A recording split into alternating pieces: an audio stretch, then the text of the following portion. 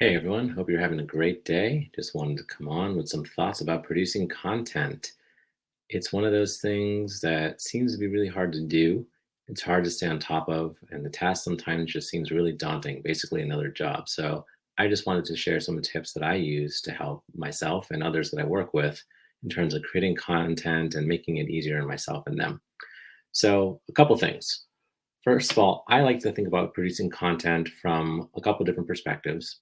One is think about documenting what you're doing on a daily basis versus trying to be the creative person that's coming up with new fun ideas all the time. That's really hard to do. Like if you're thinking about it from that perspective, yeah, it's really hard to come up with something new every single day that's going to stand out. The pressure of having to put something out there that people are going to like, comment, whatever. It's whatever you're feeling around that, coming up with something creative. I totally get it. Really, what you're doing with creating content is telling stories and also making a connection with your audience, right? That's why they're listening to you. That's why they've connected with you. That's why they're following you. So when you're putting content out there, keep that in mind. It's not necessarily selling. You're trying to create that connection or keep that connection with your audience. So here's another thing that you can do. If you take notes during meetings, I've got my notebook, just go through, look at different things that came up, or if you want in a separate place, make note of questions that people have asked you. Are they asking you about specials? Are they asking you about what techniques you use with your food? Any products you're selling, for instance, sauces, where does it come from?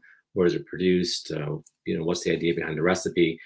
All these different things that you can put into your um, basically into a conversation, a dialogue. You can take that question and actually address it through a video like this or through a blog post. You can also document the process by going into the kitchen, for instance, or going into a factory where they're producing hot sauce, whatever it is that you're trying to convey, and show what it's all about, right? Just show them the machinery. Talk about how you started the business. Just going in depth about who you are and what you're about.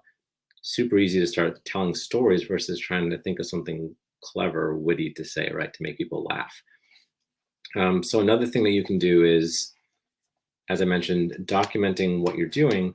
But when you're documenting, what's going on a daily basis, you just need to get your phone out, and show people celebrating a good time with you, or maybe just interview somebody that you work with, or even just get on there and tell a personal story. Now you're probably thinking, gee, what kind of stories should I be telling? And while a lot of people on camera, for instance, may seem really natural on camera, they've got a million stories that they're telling. Where do they come up with all these ideas? One recommendation that I make is really just get out a notebook, draw a picture of yourself if you want to, and start writing out your story or your business's story, right? So I draw a picture of myself and I would put the word runner, right? Or the fact that I ran 1,000 miles in 2020, because what else was I going to do, right? I was dealing with COVID just like everybody else, and I was trying to find a way to fill my time and also stay healthy. I could talk about, the fact that I've got 3 kids, or that I live in the state of Massachusetts, where I went to school, my favorite types of food, where I like to travel, um, you know, the thing I like to cook the most, right? So just start creating a list of things that come to your mind, and then look at that and say, well, what would I like to talk about the most, and what would connect with my audience the most? Write that down, maybe on a different piece of paper, put it on your wall. So now I can have something in front of me and I can refer to it whenever I want to. And it's just easy as you start talking about things. Also, they become part of your story.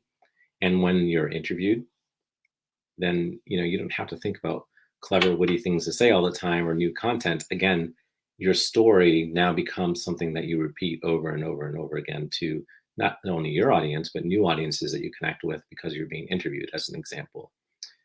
The last thing I'll leave you with is, again, you don't have to produce new content all the time. That post from 3 years ago that got a lot of engagement, put it out there again. Chances are the people that saw that post are going to enjoy it again. And the new people who haven't seen it are going to enjoy it as well. So it's a win-win.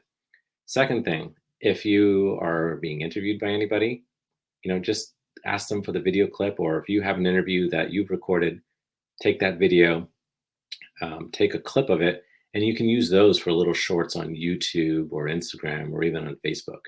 So you don't have to create new content all the time. You can repurpose it.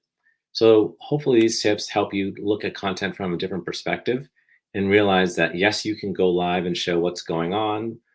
You can also record things ahead of time and then put them out there.